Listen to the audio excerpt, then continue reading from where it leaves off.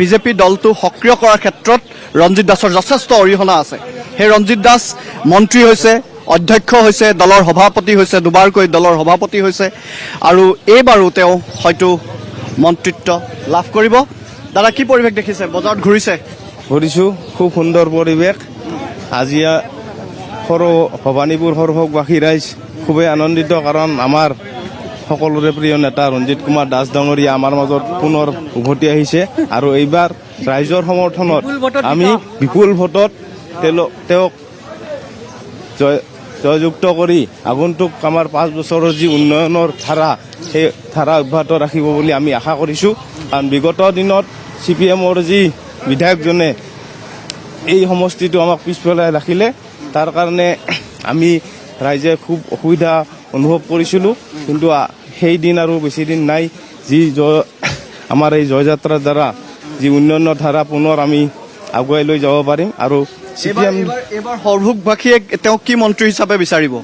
আমি সেইটো আমাৰ মাননীয় মুখ্যমন্ত্ৰী ডাঙৰীয়াৰ ওপৰত এৰি দিছোঁ। তেখেতে বিবেচনা কৰি নিশ্চিতভাৱে, যিহেতু তেখেত এজন জ্যেষ্ঠ নেতা, তেখেতক সন্মানজনক এটা পদবী দিব বুলি আমি আশা কৰিছোঁ। কিন্তু তাৰ আগত আমি তেখেতক বিপুল ভোটত জয় কৰাই লোৱা যোৱাটোহে আমাৰ প্ৰথম লক্ষ্য। আৰু CPMৰ যি এই 5টা বছৰত আমাক হেৰি কৰি ৰাখিলে, সেইকাৰণে আমি তেখেতক বিদায় দিয়াৰ কাৰণে আমাৰ প্ৰতিজন ৰাইজে যথেষ্ট কষ্ট কৰি তেখেতৰ হৈ প্ৰচাৰ চলাই আছে। আমি দেখুৱাই আছোঁ, বজাৰৰ পৰিৱেশটো দেখুৱাই আছোঁ। বজাৰৰ প্ৰতিজন লোকক লগ কৰিবলৈ চেষ্টা কৰিছোঁ আৰু এখন থলুৱা বজাৰ, প্ৰত্যেকজন লোকে আমি দেখিবলৈ পাইছোঁ থলুৱা অসমীয়া, আৰু এই থলুৱা লোকসকলক সৈতে তেওঁ কথা পাতিছে। আমি অকণমান আৰু কথা পাতি ল'বলৈ যত্ন কৰিম, তেওঁৰ সৈতে কথা পাতিব বিচাৰিম। ৰঞ্জিত দাসৰ সবল নেতৃত্বত পৰ্যটন বিভাগটো কিন্তু আগবাঢ়িছে। পঞ্চায়তী ৰাজ ব্যৱস্থাটো কিন্তু আমি দেখিবলৈ পাইছোঁ যথেষ্ট উন্নত হৈছে। আগৰ যি পঞ্চায়ত ব্যৱস্থা, সেই পঞ্চায়ত ব্যৱস্থা এতিয়া নাই। আমি পৰ্যটনৰ দিশটো যদি চাওঁ, পৰ্যটনৰ দিশটো ৰঞ্জিত দাসৰ নেতৃত্বত যথেষ্ট আগবাঢ়িছিল। আমি আৰু অকণমান কথা পাতি লওঁ, পৰ্যটনৰ দিশটো অকণমান পাতি ল'ব বিচাৰিছোঁ। য'ত আগতে 20 লাখ পৰ্যটক আহিছিলে, এতিয়া 80 লাখ পৰ্যটক আহিছে। আপুনি সফল হৈছে নহয়? এইবাৰ কেনেধৰণে ভাবিছে? মই আচলতে মুখ্যমন্ত্ৰী ডাঙৰীয়াৰ লগতে আমাৰ কনচাৰ্ণ যিমানবোৰ দল সংগঠন আছে তেওঁলোককে ধন্যবাদ দিম। কাৰণ কিয়, হিংসা বৰ্জিত এটা পৰিৱেশ অসমত আনিছে মুখ্যমন্ত্ৰী ডাঙৰীয়াই, আৰু ইয়াতে সহযোগ কৰিছে আমাৰ দল সংগঠনসমূহে, জাতীয় দল সংগঠনসমূহে। পূৰ্বতে বিভিন্ন ধৰণৰ আন্দোলন কাৰ্যসূচী, তাঁৰ জ্বলোৱা কাৰ্যসূচীকে আদি কৰি আমাৰ জোৰ লোৱা কাৰ্যসূচীবোৰ দেখিলে, বাহিৰত দেখিলে মানুহ ভাবে যে এইবোৰ জুই লগাব গ'ল নেকি গাঁও গায়। কিন্তু সেইবোৰ পৰিৱেশ নোহোৱা হোৱাৰ ফলস্বৰূপে পৰ্যটকৰ এতিয়া সংখ্যাবোৰ বাঢ়িছে। এতিয়া কাৰণ কিয়, পূৰ্বতে যি 20-25 লাখ আমাৰ দেশীয় পৰ্যটক আহিছিলে, এতিয়া 80 লাখলৈ আহিছে। পূৰ্বতে 3000 বিদেশী পৰ্যটক আহিছিলে, এতিয়া 28,000 বিদেশী পৰ্যটক আহিছে। আৰু এতিয়া যিহেতু হায়াটকে আদি কৰি আমাৰ যিহেতু টাটাকে আদি কৰি বিভিন্ন ষ্টাৰ হোটেলসমূহ যিহেতু গুৱাহাটীত আৰম্ভ হৈছে, গতিকে হোটেলৰ যিহেতু একমডেশ্যনৰ ইনফ্ৰাষ্ট্ৰাকচাৰ যথেষ্ট সুন্দৰ হৈছে এডভান্টেজ আছামৰ পিছত। আগন্তুক দিনত মই ভাবোঁ যে অসমত টুৰিষ্টৰ বহুত বাঢ়িব। ৰিভাৰ টুৰিজমৰ পৰা আদি কৰি ৰুৰেল টুৰিজমৰ পৰা আদি কৰি আমাৰ নেচাৰেল টুৰিজমকো আমি ব্যৱস্থা কৰিছোঁ। হাফলং, কাৰ্বি আংলঙক লৈ পেলাই নেচাৰেল টুৰিজমৰ কথা আমি ভাবিছোঁ। গতিকে তেনেকুৱাকৈ যদি ফ্ল'টো থাকে, নিশ্চিত ওপৰত অসম এটা সময়ত হাব হ'বগৈ, ইণ্ডিয়াৰ ভিতৰত হাব হ'বগৈ। আৰু এইটো হয় আচলতে, কাৰণ কাৰ্বি আংলঙেই হওক বা ডিমা হাছাওৱেই হওক বা আমাৰ বুঠালাংছুৱেই হওক, এইবোৰ যিবোৰ ঠাই আচলতে নিশ্চিত ওপৰত নৈসৰ্গিক এটা দৃশ্য দেখা পোৱা যায়। কিন্তু ডিষ্টাৰ্ব এৰিয়াৰ কাৰণে মানুহে পূৰ্বত যোৱা নাছিলে। আৰু লগে লগে বিদেশী যিবোৰ বিদেশৰ দেশবিলাকেও এতিয়া আফছা যিহেতু বহুত ঠাইত আমাৰ উঠাই লোৱাৰ ফলস্বৰূপে বিদেশৰ দেশবোৰো এতিয়া ভ্ৰমণ কাৰ্যসূচী আৰম্ভ কৰিছে। নিশ্চিত ওপৰত এদিন অসম নিশ্চিত ওপৰত ভাৰতবৰ্ষৰ ভিতৰত টুৰিজমৰ হাবত 1 নম্বৰ বা 2 নম্বৰ যাবগৈ বুলি ভাবিছোঁ। সৰভোগখনত কেনেধৰণৰ সপোন দেখিছে? সৰভোগত আৰু কি কৰিব লগা? নাই, আমি চাওক, আমি বিধায়ক নিৰ্বাচিত হোৱাৰ আগতে আমি ৰাইজক কেতিয়াও নকওঁ কি কৰিম কি নকৰিম। নিশ্চিত প্লেনিং আছে, কাৰণ কিয় সৰভোগৰ জীৱনত ভবা নাছিলে এইটো অভাৰব্ৰিজ হ'ব বুলি। তো বৰপেটাৰ ভবা নাছিলে অভাৰব্ৰিজ হ'ব বুলি। বিজ্ঞান কলেজ হ'ব বুলি সৰভোগৰ ভবা নাছিলে, কিন্তু আমি বিজ্ঞান কলেজ স্থাপন কৰিছোঁ। এটা নহয় দুটাকৈ ইয়াতো কৰিছোঁ, বৰপেটা ৰোডতো কৰিছোঁ। 2খনকৈ ব্ৰিজ, এখন বৰপেটা ৰোড অটল সেতু আমি ইতিমধ্যে ৰাইজে ব্যৱহাৰ কৰি আছে। ইয়াৰখন নিৰ্মাণ কাৰ্য চলি আছে।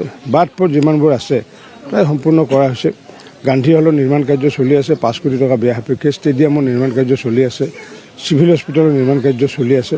গতিকে মই ভাবোঁ যে ইয়াৰ উপৰি যিবোৰ থাকে নিশ্চিত ৰূপত আগন্তুক দিনত নতুন এটা ৰূপ দিয়াৰ কাৰণে প্ৰচেষ্টা চলাম। এইবাৰ কোনটো দপ্তৰ দিলে আপুনি ভাল হ'ব? না, মোৰ তেনেকুৱা কথা নাই। ডক্টৰ নিদিলেও কথা নাই, মন্ত্ৰী নিদিলেও কথা নাই, দিলেও কথা নাই। যি দিয়ে চৰকাৰক সহায় কৰিব লাগে থাকিলে দিব, নহ'লেতো মোৰ এই জনসাধাৰণ আছে। কাৰণ কিয় এই জনসাধাৰণৰ লগত প্ৰতিটো গাঁৱৰ মানুহৰ লগত চিনাকি। গতিকে বিধায়ক হৈ থাকিলেও মোৰ কাৰণে ভাল, মন্ত্ৰী হৈ থাকিলেও ভাল। যেতিয়া যি দায়িত্বৰ কোনোবাই যদি বিচাৰে মুখ্যমন্ত্ৰীক যদি ছাৰ্ভিচ দিব লাগে ছাৰ্ভিচ দিম। 4টাকৈ বিভাগ ছাৰ্ভিচ দিছিলোঁ, 28 লাখ ঘৰ সম্পূৰ্ণ কৰিছোঁ।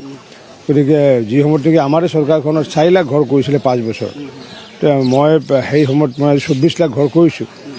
গতিকে তেনেকুৱাকৈ টুৰিজমৰ ক্ষেত্ৰতে হওক, এইটোৰ ক্ষেত্ৰতে হওক, ফুড এণ্ড চিভিল ছাপ্লাই বিভাগৰ মন্ত্ৰী থাকোঁতে 17 লাখ পৰিয়ালক ৰেচন কাৰ্ড দি পেলাই যিটো মানসিক যিটো শান্তি পাইছোঁ, সেই শান্তিটো কোনো নাপায়। কাৰণ কিয় সেই ৰেচন কাৰ্ড 17 লাখ মানুহক দিব পৰাটো, পৰিয়ালক দিব পৰাটো, আৰু সৰ্বমুঠ প্ৰায় 60 লাখ বেনিফিচিয়াৰী। গতিকে এইবোৰ কাম কৰি যিটো আনন্দ পোৱা যায়, তাতকৈ বেছি আনন্দ পাওঁ গাঁৱৰ মানুহৰ লগত ঘূৰি পেলাই, সৰভোগত থাকি পেলাই বেছি আনন্দ পাওঁ। আমি কথা পাতি আছোঁ, পৰিৱেশটো দেখুৱাইছোঁ। তেওঁ থমকি ৰ'ব লগা হোৱা নাই। 4টা দপ্তৰৰ দায়িত্বত থকা এগৰাকী মন্ত্ৰী এইবাৰ পুনৰবাৰ তেওঁ নিৰ্বাচিত হ'ব। তাৰ লক্ষ্যৰে বিভিন্ন প্ৰান্তলৈ গৈছে আৰু ৰাইজেও ব্যাপক তেওঁক সঁহাৰি জনাইছে। আমি দেখুৱাইছোঁ, আকৌ পৰিৱেশটো চাওক। এয়া সৰভোগৰ বজাৰৰ পৰিৱেশ দেখুৱাইছোঁ। সৰভোগত এনেধৰণে নিৰ্বাচনী প্ৰচাৰ চলাইছে, ব্যতিক্ৰমী ৰূপত নিৰ্বাচনী প্ৰচাৰ চলাইছে। প্ৰধানমন্ত্ৰীগৰাকীও আহি আছে। এয়া আমি সৰভোগৰ পৰিৱেশটো এই মুহূৰ্তত দেখুৱাইছোঁ।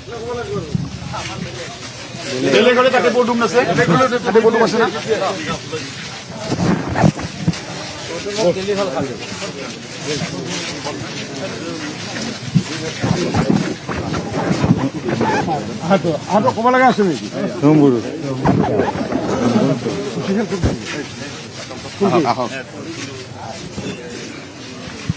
ক'ত আছে?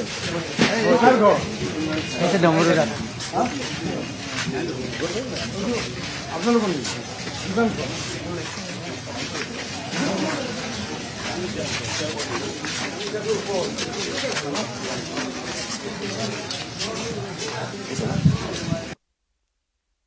তেনেকুৱা আছিল ৰং দিয়া নাছিলোঁ। তেনেকুৱা আছিল ৰং দিয়া নাছিলোঁ। ভালে আছা?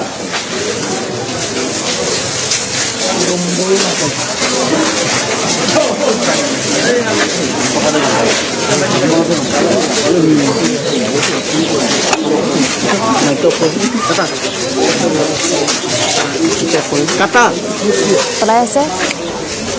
সাধাৰণ ভোটাৰৰ কাষ চাপিছে এতিয়া ৰঞ্জিত কুমাৰ দাসে। কিছু ব্যতিক্ৰমী ৰূপত এনেদৰে পুৱাই ওলাই আহিল ৰঞ্জিত কুমাৰ দাস। নিৰ্বাচনী প্ৰচাৰত ব্যস্ত হৈ পৰিছে এতিয়া ৰঞ্জিত কুমাৰ দাসে।